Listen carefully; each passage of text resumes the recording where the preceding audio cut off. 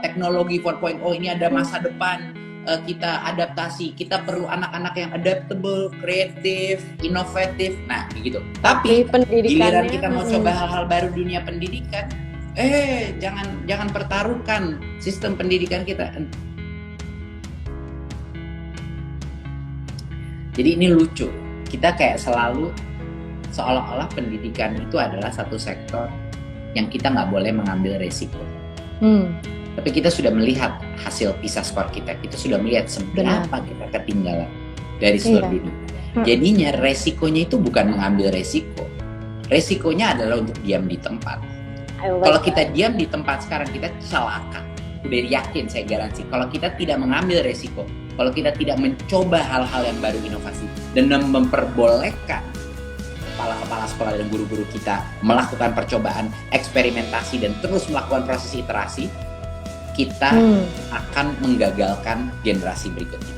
Kita harus terus berinovasi dan bereksperimentasi. Lucu banget Maudi, kita menantang, kita selalu kalau ngomong-ngomong, ini 4.0, teknologi 4.0 ini ada masa depan, kita adaptasi, kita perlu anak-anak yang adaptable, kreatif, inovatif, nah gitu. Tapi giliran kita mau coba hal-hal baru dunia pendidikan, jangan pertaruhkan sistem pendidikan kita. Ini adalah filsafat yang salah. Ini filsafat yang salah. Mohon maaf nih, saya sedikit emosional. Bagaimana kita bisa mengharap anak-anak kita inovatif dan kreatif kalau sekolah-sekolah kita tidak inovatif dan kreatif dan diperbolehkan mengambil resiko? Jelaskan ke saya itu. How? Gimana caranya? Sorry, agak curhat tuh. Nggak apa-apa. Iya. And I really like that. Sometimes staying still and doing nothing is worse. It was worse than starting somewhere. Dan yang aku ngelihat adalah memang dibutuhkan gitu transformasi, and filosofinya adalah transformasi dengan cara memberdayakan agents of change gitu. Agents, guru-guru penggerak tadi looking at changing the schools from inside out. So that was really great. Saya tahu betapa sulitnya masa pandemi ini.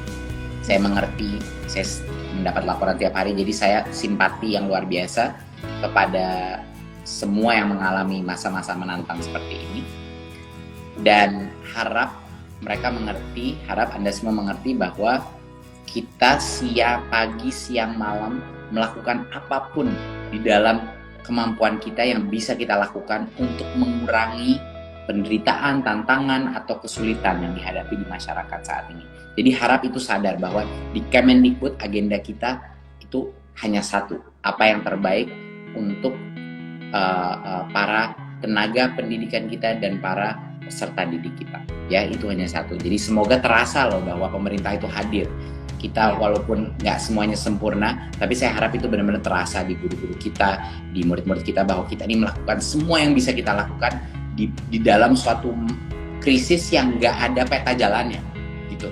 Ya, jadi harap itu bisa dirasakan sama masyarakat. Dan yang kedua, di luar daripada itu, kesabaran Anda semua akan pasti dihargai, karena kita akan pasti ada hadiahnya gitu. Dan hadiahnya itu adalah kalau kita keluar dari krisis ini, kita akan menjadi salah satu generasi yang terkuat di Indonesia.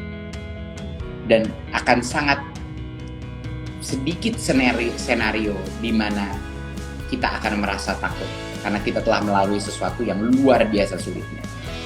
Jadinya harapan saya ke depannya kita lebih berani lagi, lebih berani mengambil resiko, lebih berani melakukan perubahan, lebih berani melakukan lompatan. Kita nggak bisa jalan-jalan, lari pun nggak bisa. Ini kayak Pak Presiden bilang saya, kita nggak bisa lari, kita nggak bisa jalan, kita harus lompat ke depan. Dengan apapun konsekuensinya, kita harus melakukan ini bersama dengan gotong royong, dengan spirit Pancasila.